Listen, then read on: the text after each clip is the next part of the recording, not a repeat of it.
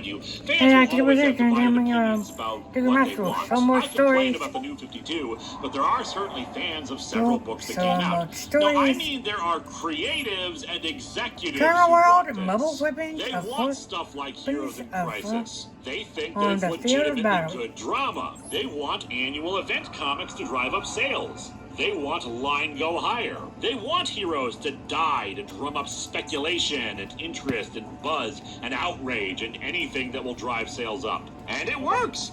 It's not what the fandom wants, but the alternative is to stop buying them altogether, or just sticking to a few titles and not knowing what's going on sometimes in their hobby. And it sucks. Still, I appreciate the commentary from this that admits, let's try to fix this, shall we? Lobo obtains the final object of 5 that he had been sent to retrieve. Tell me, Chief, what the hell is in here anyway? My Zarnian friend. Open it too soon, and you will regret it. I have a very specific time I intend to give you this engagement ring, Lobo, and I want it to be perfect. And his employer stands revealed in the ruins of the Legion of Doom headquarters. Lex Luthor with a very scarred face, and in those boxes are the death metal. And with them, I will change the story of this universe once and for all. Omegaverse story, here we come. That brings us to issue 4. Sergeant Rock continues his narration, though that's pretty much all he can do right now in this big battle, because he's been reduced to a desiccated head. I mean, I suppose you can just, throw him at somebody, but if he's rotting away like that, it'd probably be like tossing a moldy watermelon that just collapses upon impact. Rock recaps stuff happening in the tie-ins in between issues. In particular, that our heroes infiltrated Castle Bat to gain access to the Dark Multiverse, but Jonah Hex got jumped by the Robin King, and while the Trinity succeeded in entering the Dark Multiverse into the 3 crises, it hasn't gone as planned. Batman wakes up in a white void and tries to warn Wonder and Superman to not proceed with the plan. These worlds, they're all wrong. They're not the crises as we knew them. There are 2 possibilities of what this white stuff I'm in is, and the second option is only so much better. There's some kind of dark versions. Yeah? That's what the Dark Multiverse is about, isn't it? Did you guys not remember that? This thin, almost childlike figure appears to him and finishes his sentence. That these are versions of the 3 crises where the heroes lost. And thus Batman is in a version of Crisis on Infinite Earths where the Anti-Monitor won. That's a great, interesting idea for this.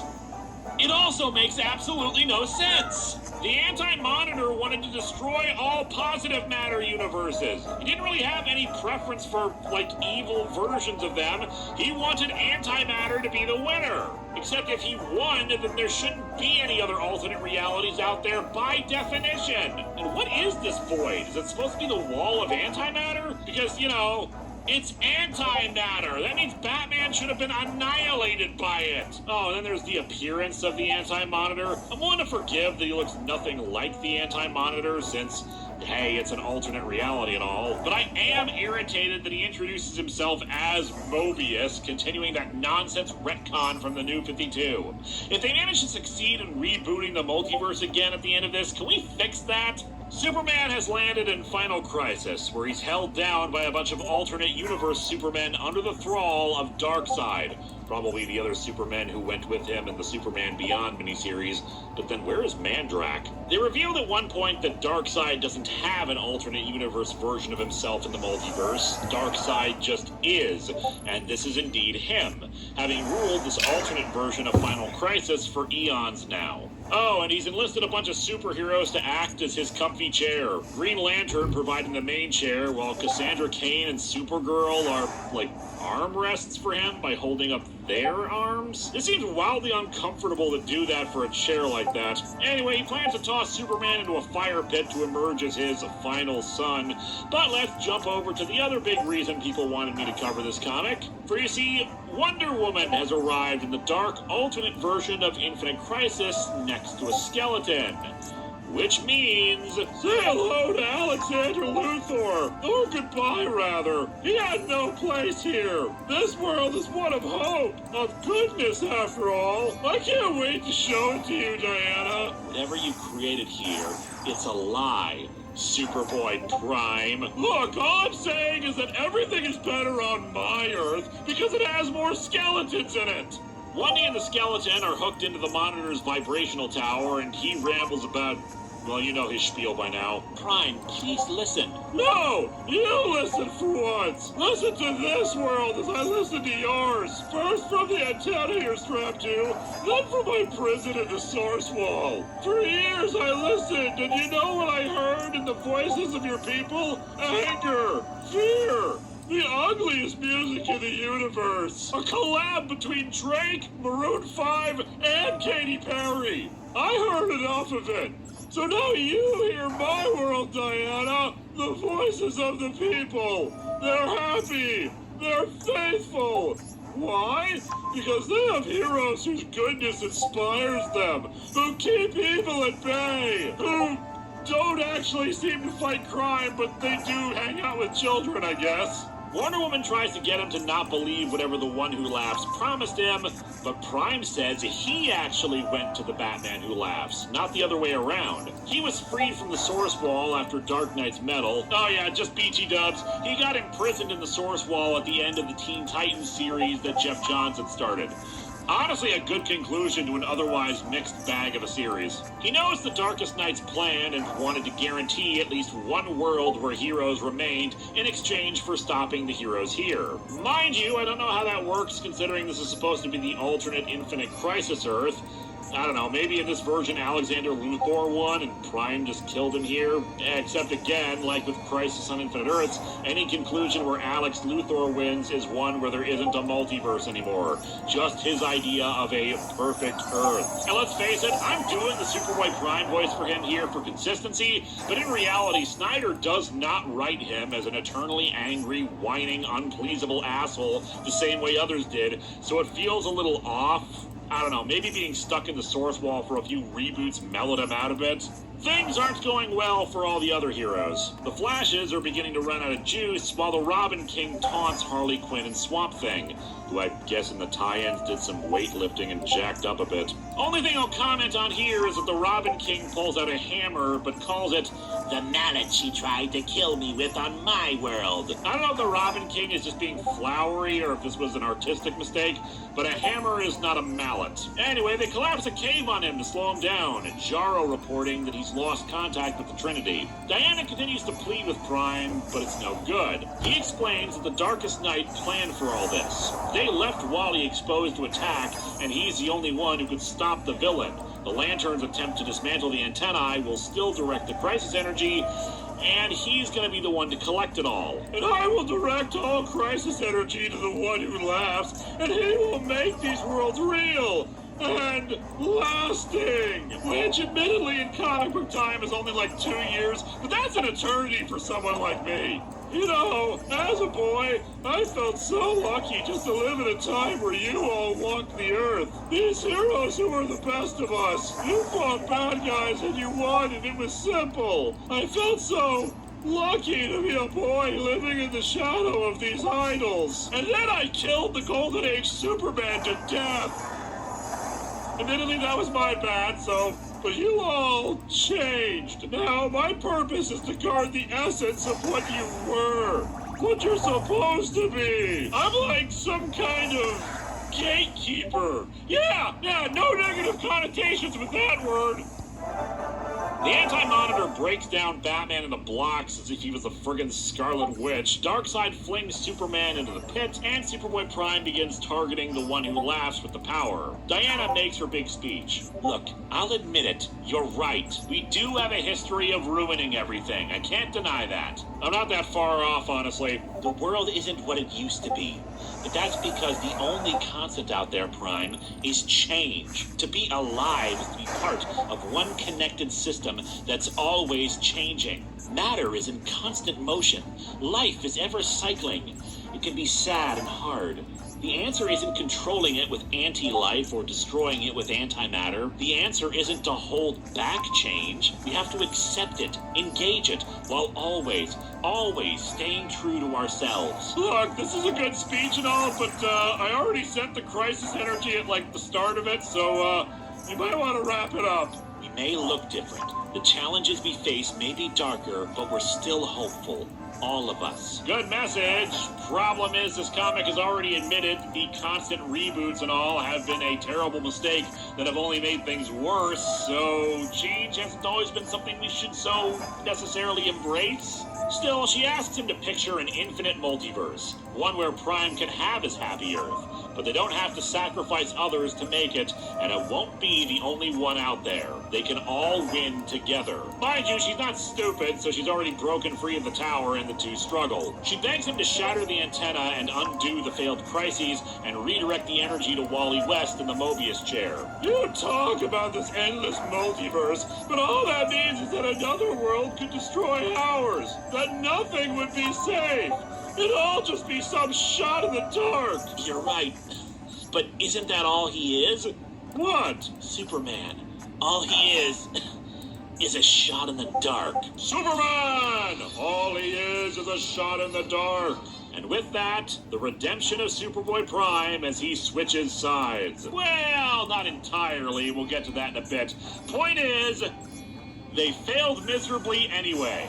Prime does destroy the tower and joins the Trinity on their return to the regular multiverse, redirecting the crisis energy to the Mobius chair, but the Darkest Night arrives, confessing that he had already rigged the chair to redirect the energy to him in case things went like this, so the villain does indeed have the power to take on Perpetua, ending issue 4 by introducing them to his nightmare universes.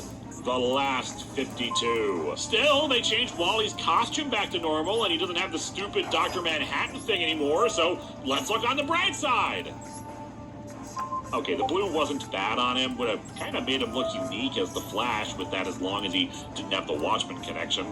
Issue 5 begins with the Robin King taunting Wonder Woman about how he killed her in his universe.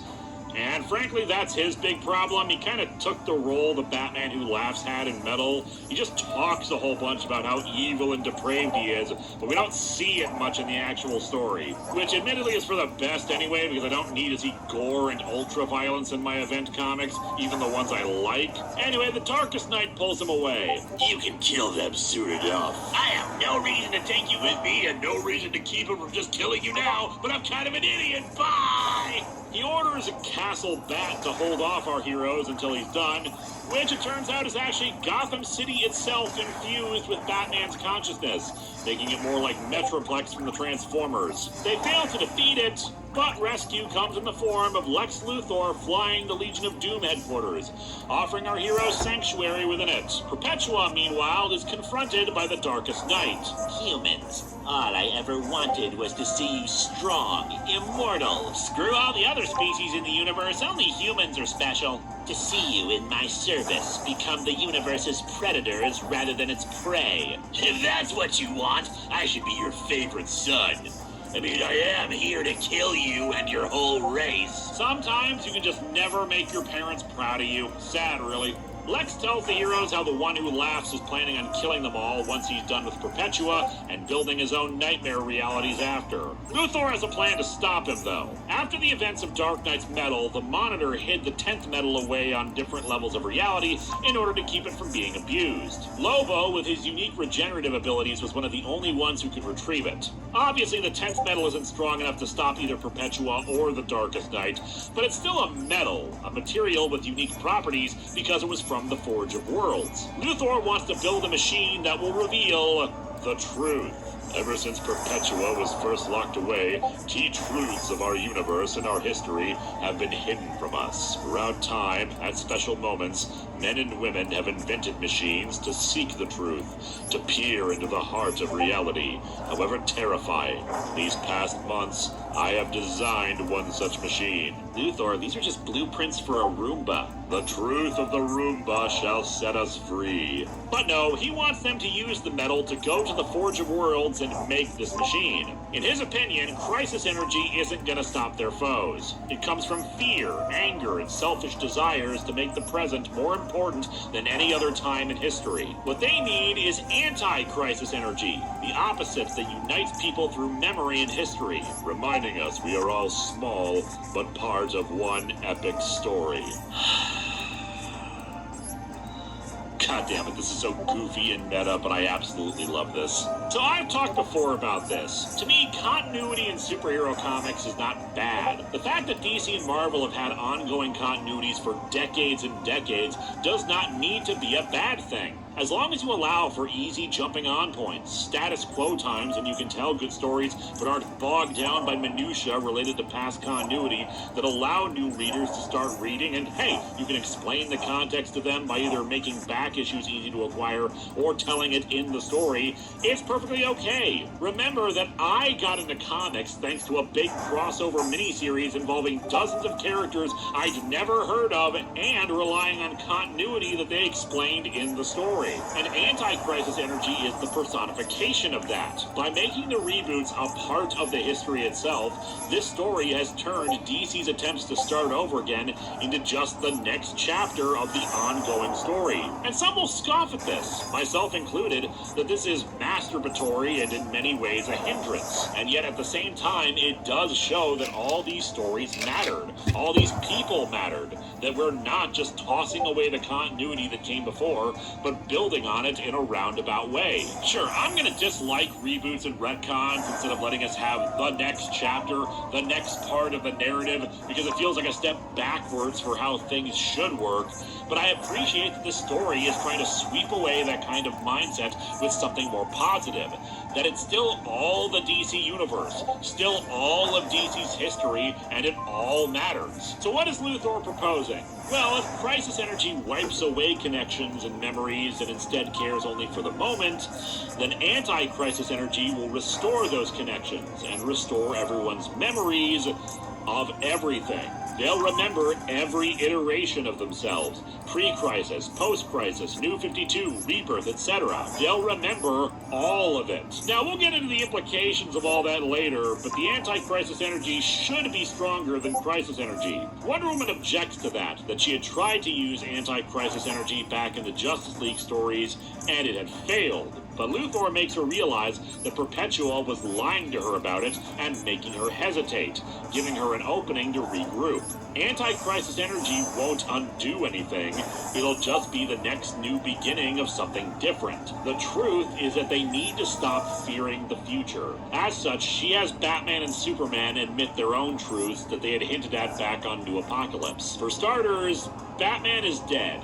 Has been for a while. It's what allows him to use the Black Lantern ring. As for Superman, his cells are changed permanently. There's no going back to being fully himself again. However, both are ready to fight for whatever comes next. Mind you, I'm not sure why these revelations would somehow change things for her. Wendy would be sad that that's the case, but she's also practical enough to know that some things just gotta get done, and hey, it's not like these two haven't been dead or changed before. She admits her mistake. Whatever reality we made, no matter how bright, would be built out of a desire to control its shape.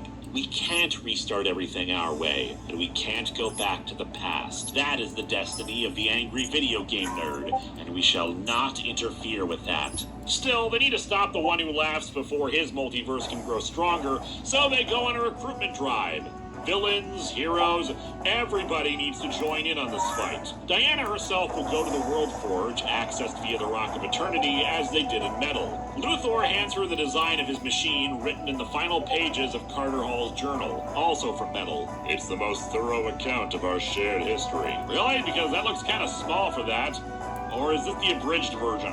Wendy isn't going alone. See, there's another part of Lobo's regenerative abilities that she decides to take advantage of. Even a drop of spilled blood can restore Lobo to life. Or in this case, make duplicates of him. All right, my main men, let's do this. To me, my main men. So they need to get the Darkest Knight's attention and cut off his ability to make new worlds to fight them with. Thus, the next part of the plan, destroy Earth. Magnificent bastard, I read your book! To be fair, the plan is actually to just destabilize it. Earth is the core of their multiverse, so if they make it not so stable, then it will cut off power to the one who laughs. It succeeds, and the villain is... As we await for what will undoubtedly be the anime of the year to hit, and the hype builds for the Chainsaw Man to conquer the world...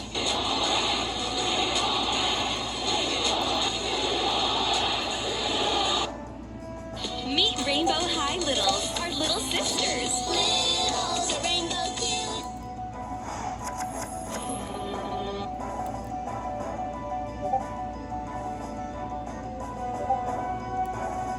body swap episodes are so cliche for a topic that goes back centuries. Focus on the character's daily life in a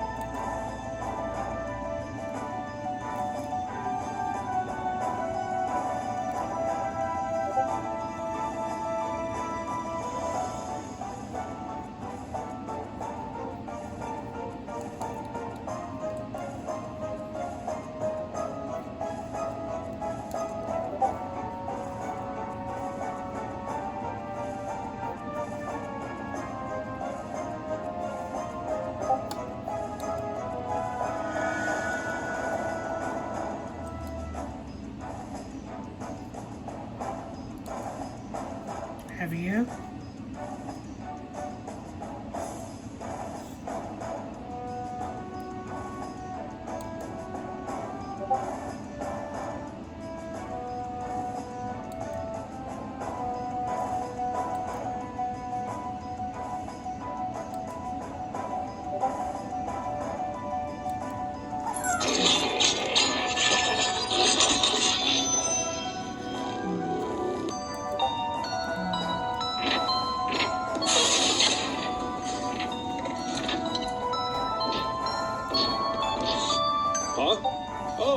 Hey, it's you. Wait. Oh, no. Oh, Primus, no. Not me. Why does it have to... Why is it always me that dies first?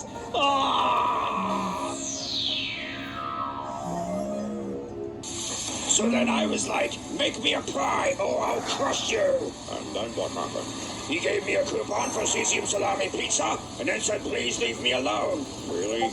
Nova Prime said that? Well, it was the 500th time I've asked him. No, I mean the coupon.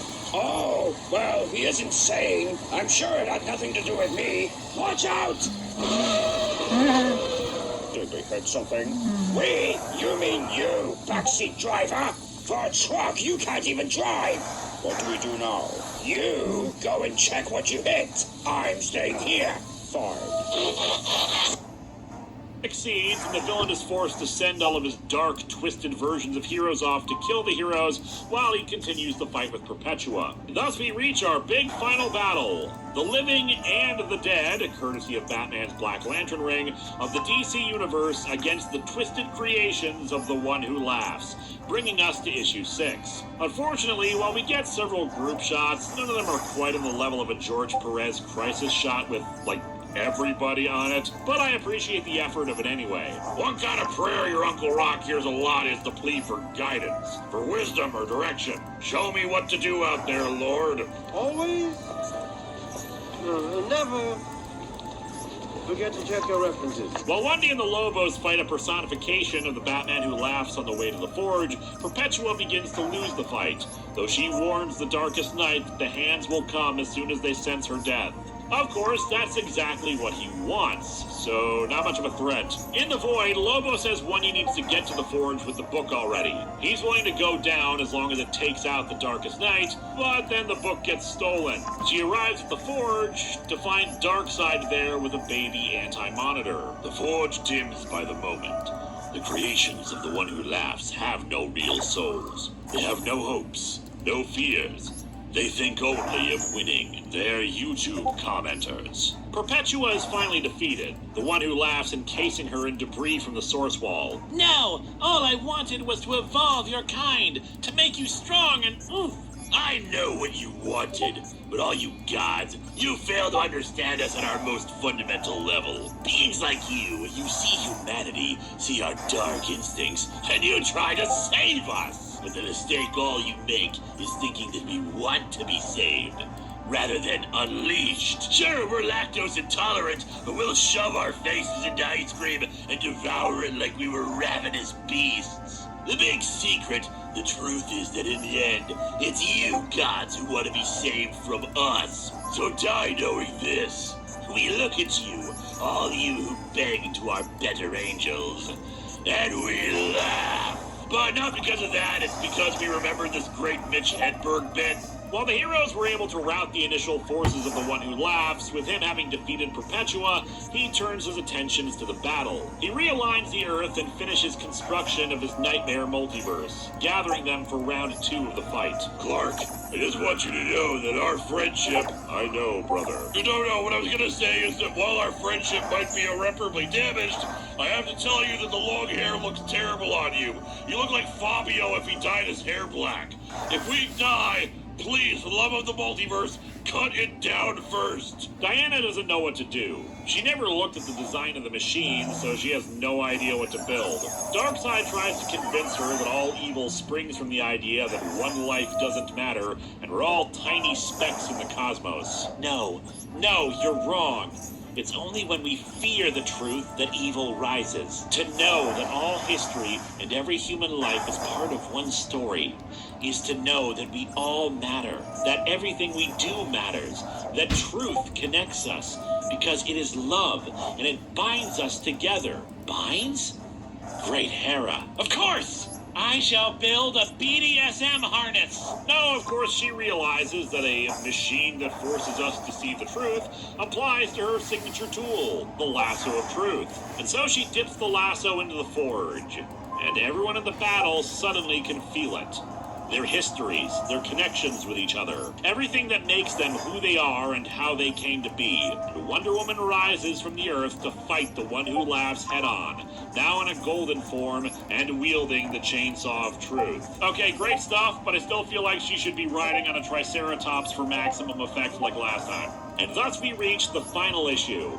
In between was the release of that one-shot I mentioned earlier that gave the final sacrifice and redemption of Superboy Prime. Jeff Johns co-wrote it with Snyder, so his dialogue and narration better matches the petulant child we've known over the years, but he ultimately rejects the One Who Laughs' attempts at making a deal, and he cuts him off from making any more Evil Earths for the fight. The problem is that it feels kinda rushed simply because, like, his redemption comes about because Crypto the Super Dog is nice to him. And hey, I love dogs and all, but it feels like a too little, too late kind of thing. Still, he is ultimately redeemed and is reborn on Earth Prime again for a second chance to not be a complete douchebag like before, and we'll take it. Farewell, Prime. May this Earth be everything that was better for you.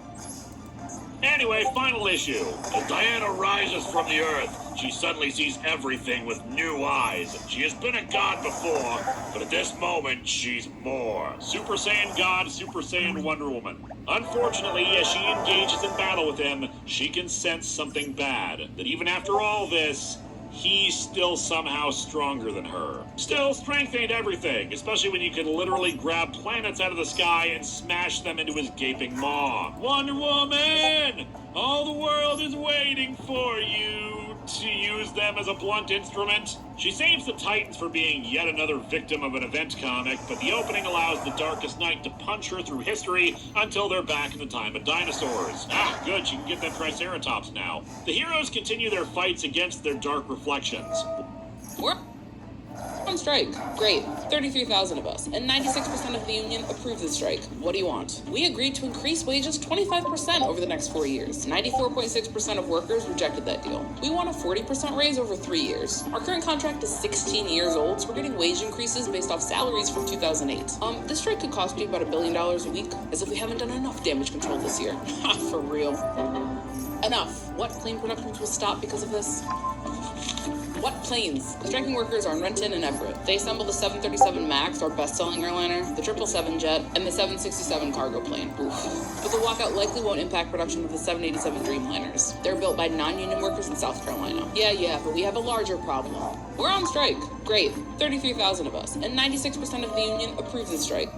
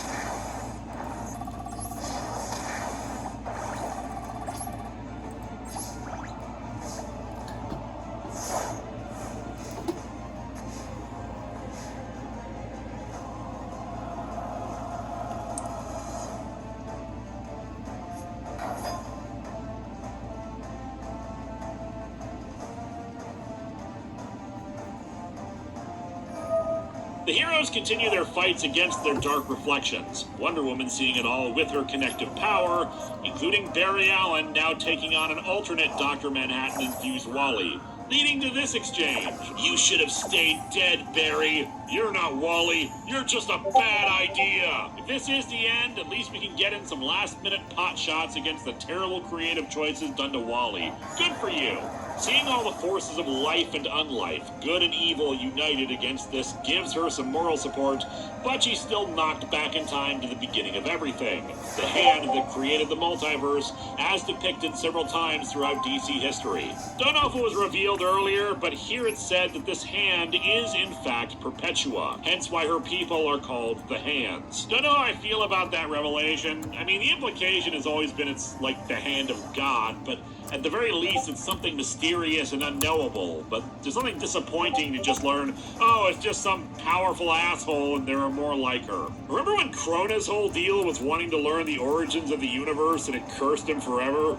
Seems like someone should have just told him, hey, it's just some powerful being who did it, no biggie. Anyway, the one who laughs says that putting aside that he's more powerful than her, even if she was able to stop him, that just means they're in for another restart of the multiverse to start clean again. But, what's more, given the numerous times Earth has been at the center of the crises, the Hands are probably going to make sure they don't come back again. Using her powers, Diana is able to see the future and confirms he's right. Even if they win, the Hands will still undo them. Her friends, everyone, poof, that fast. Consign them and all their stories to the dust. Don't worry, Diana, we'll always have fan fiction.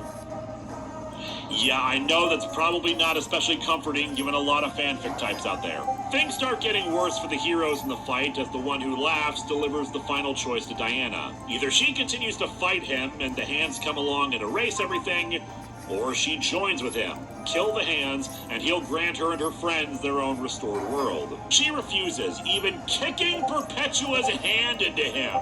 God, no wonder the DC universe is so messed up if that happened at the start of history. Diana realizes that the key to victory is to fight on even without any chance of winning. Not for the moment, but for the future, regardless of what that future will be. She punches him so hard they fly into the far future, to the end of existence, a death sun that absorbs everything and annihilates it, and she shoves the one who laughs right into it until he finally shuts the hell up. And then, the Hands talk to her.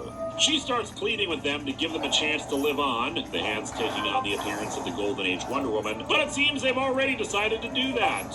Despite the DC Universe's tendency to not live up to the standards they've set forth, doing failed restart after failed restart, they're quite impressed that Diana was willing to fight on and save the Hands, even knowing it would mean her and the undoing of all her kind. The multiverse will be restored, but just as Diana had done with the Lasso of Truth, all of their histories and stories will be remembered by everyone. There won't be any source wall or boundaries on them either. They're going to give this a try, see what comes of it, and what's more, Diana has to ascend to their level to help protect this new reality.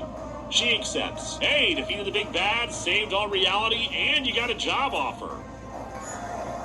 Sad thing is you probably have to work on holidays now. Despite the claims to the contrary, everything is restored to normal, including Superman no longer dark-sided and Batman alive again. Superman gives a big speech about how he came from a planet where people couldn't come together when facing annihilation, but they accomplished it. Well, it's more like that nobody on his world believed that annihilation was coming, but potato, potato. And so with the salvation of the world, party time! Everybody gets to attend, including supervillains. Feels like it'd be kind of awkward given some of these people may have killed or maimed some of the other party attendees, Or that some of them are like the Joker, who would kill them all with a bomb because he thought it was funny, but okay. And there's Batman on guitar. In honor of so many supervillains being here and helping us save the world, I will play the music of evil people. Rock and roll! Barry pulls Wally away to a floating space station on the dark side of the moon they're calling the Totality. In it, they're gonna try something different,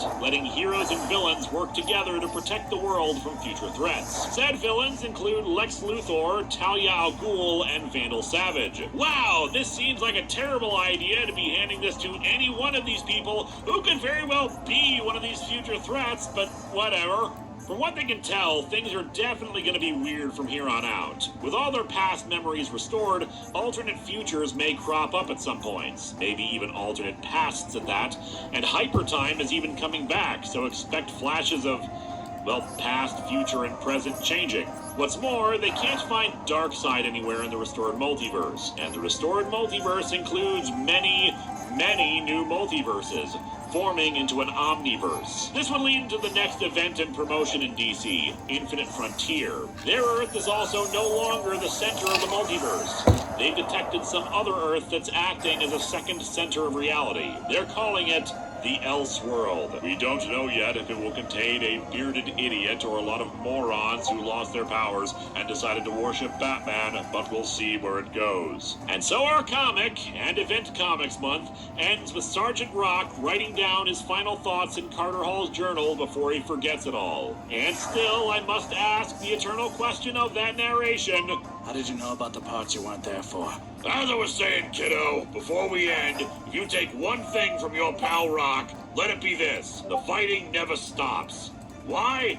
Because the secret is, it's all just one battle, one war. But it's not between us and other people, it's between us and ourselves, between who we are and who we hope to be. I hope to be a guy who kills Nazis, and I think that's a good thing to be. May we all see things through new eyes, just as Diana did. May we see that everything we do, every story, mine and yours and theirs, is ours, and it all matters.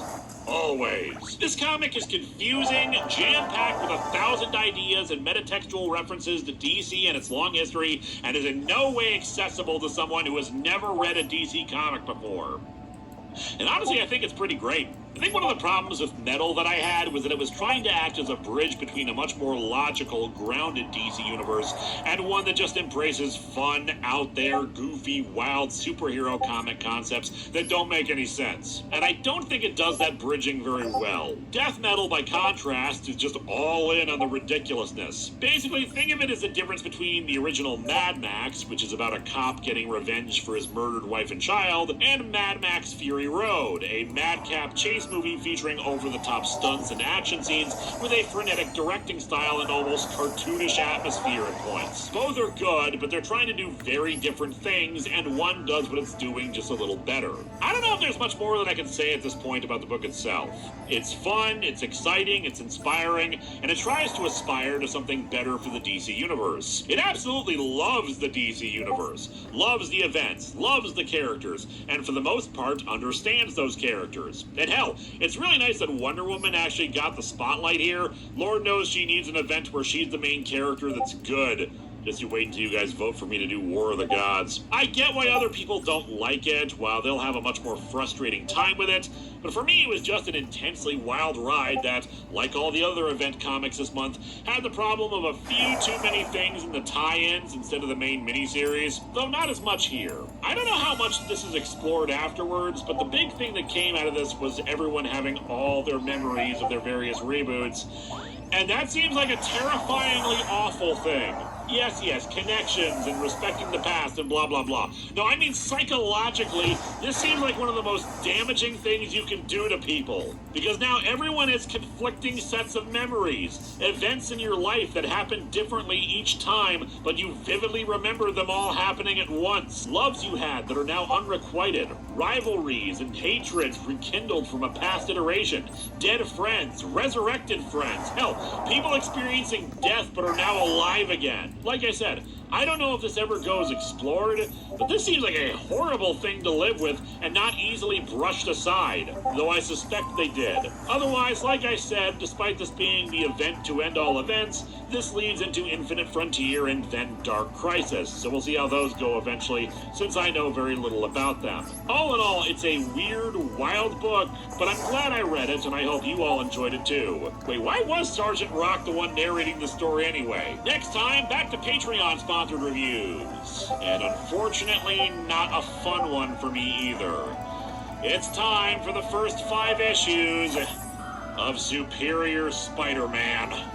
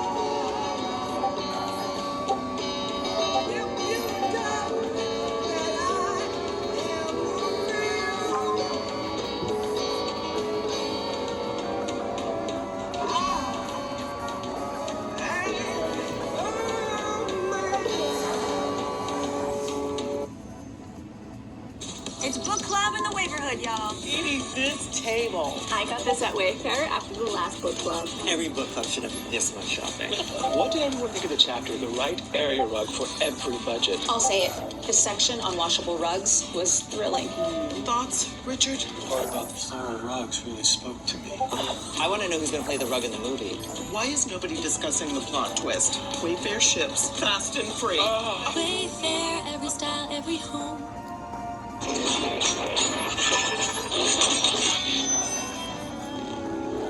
Welcome back for another reaction to Beast Wars. How will the vermin ruin things this time? Hey, go away. This is my intro. And I'm not gonna mess anything up. Just watch. Start the show.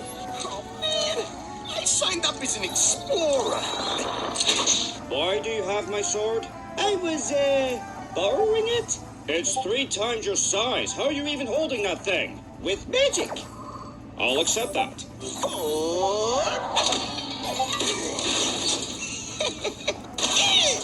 You're a jerk! That may be so, Dinobot, but you can't deny he got you good.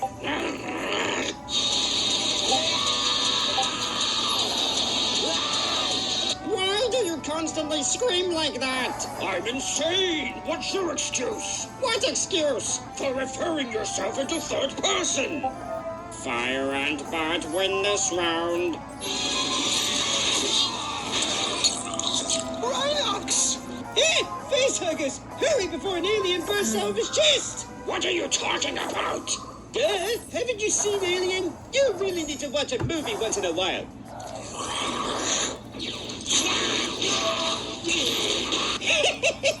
Keep going. I want to see how far you'll go. You and me both, Rodent. Why does this always happen to me?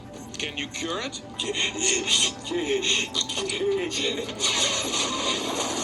Well, that was a short episode. Be sure to like and subscribe and maximize!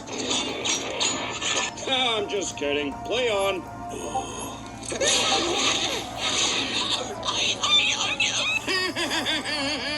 Why were you still there? We retreated hours ago. I just wanted a casual fly through the sky. Was that too much to ask? He'll not only destroy the base, but himself as well.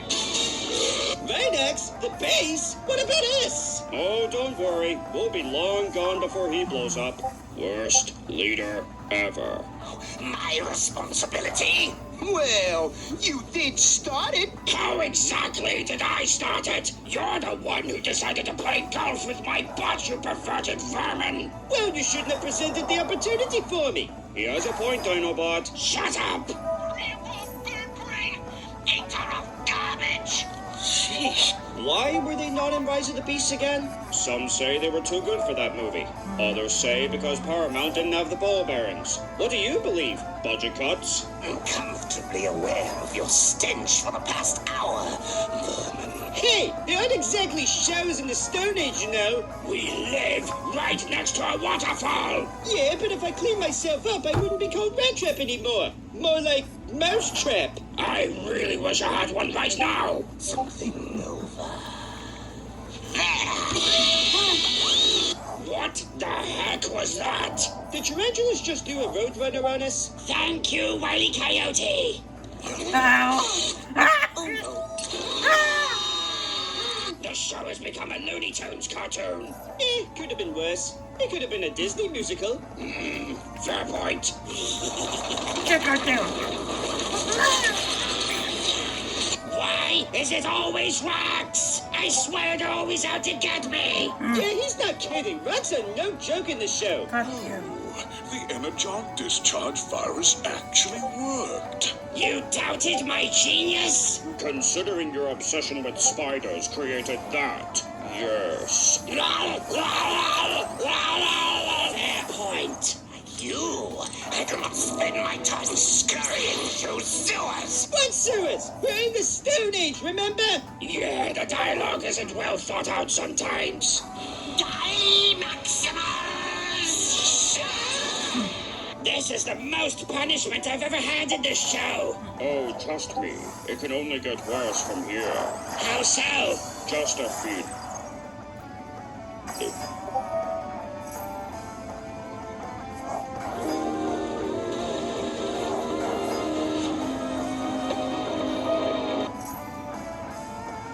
Hey guys, it's Addie. Welcome.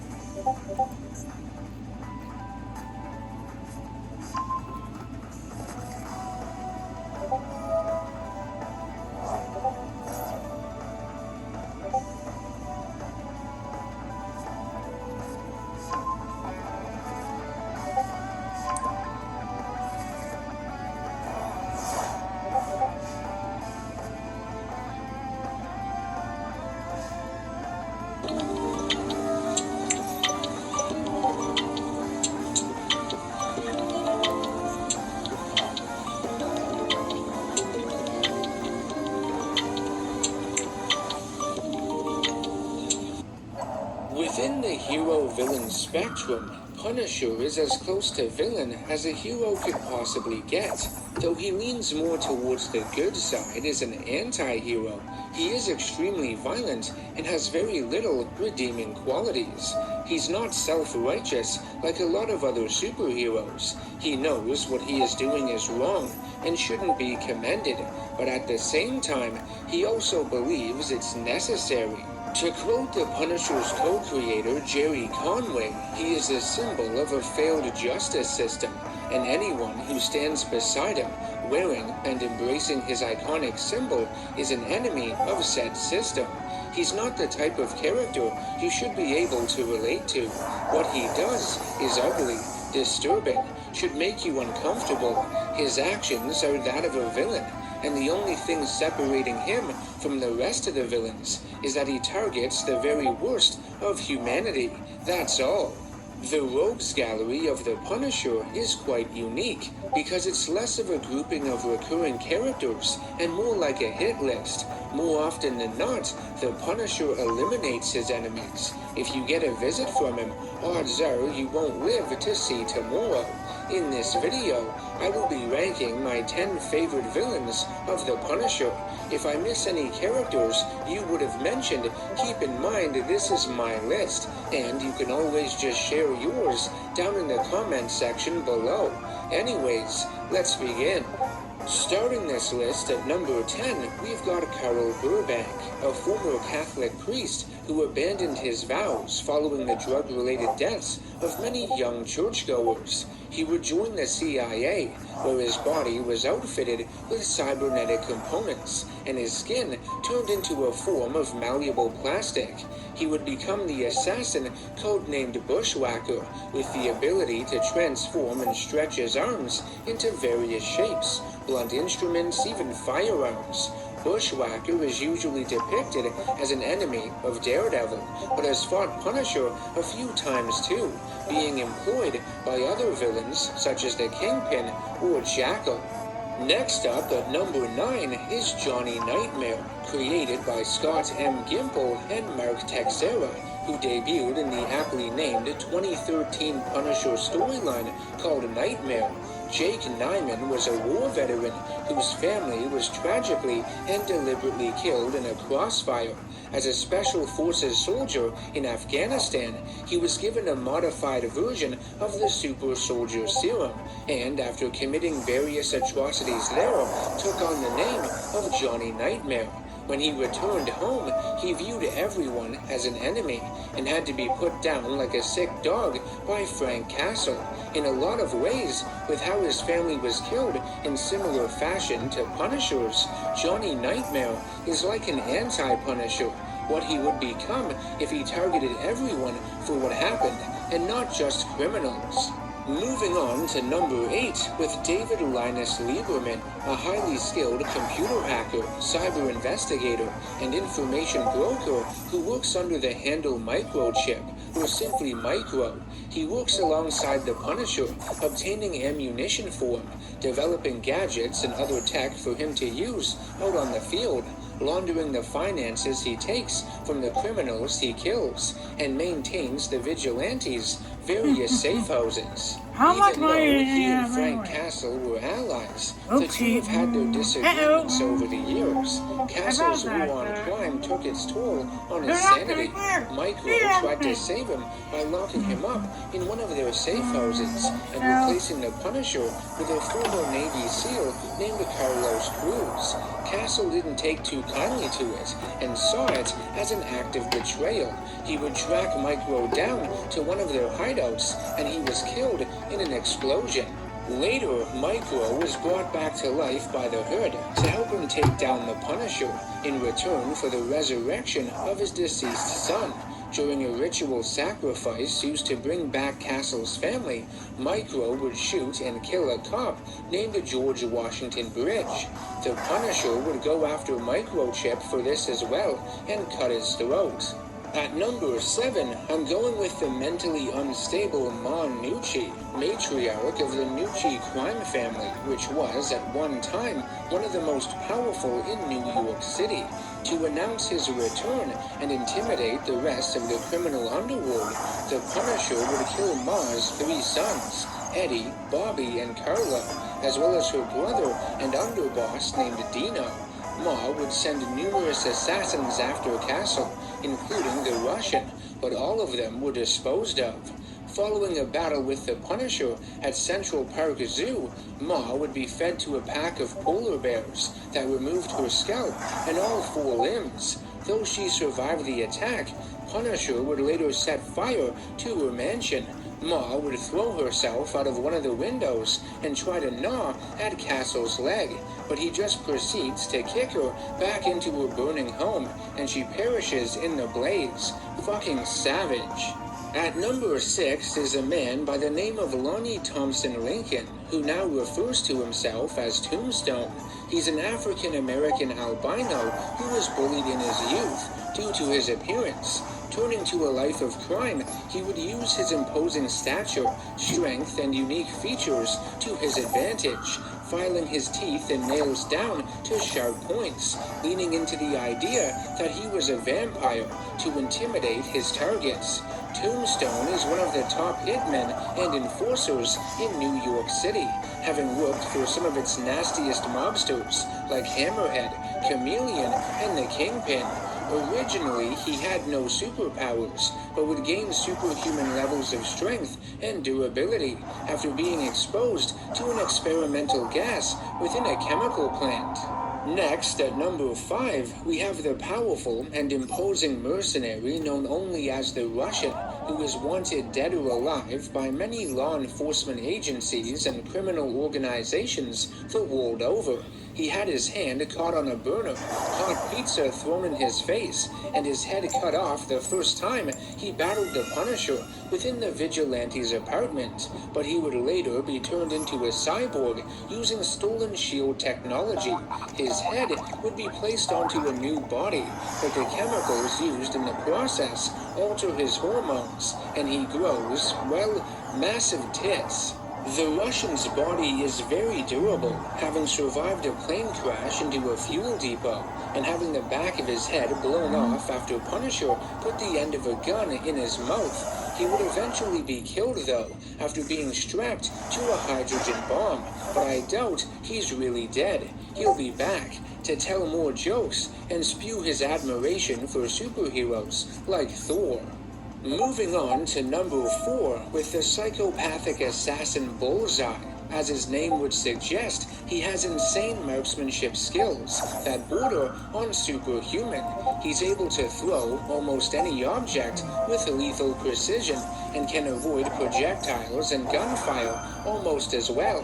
Seeing him match wits and skill with the Punisher is always nail-biting.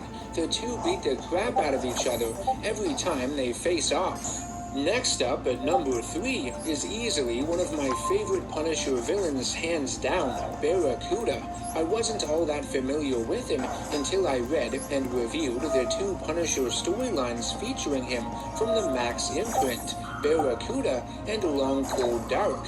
Both are great, and if you are unfamiliar with him, I recommend you give that video a watch. Anyways, Barracuda is a tough-as-balls, ruthless mercenary who gives absolutely zero fucks. He and Frank Castle go to war against each other in those stories, maiming each other's bodies. It's nasty and not for the faint-hearted.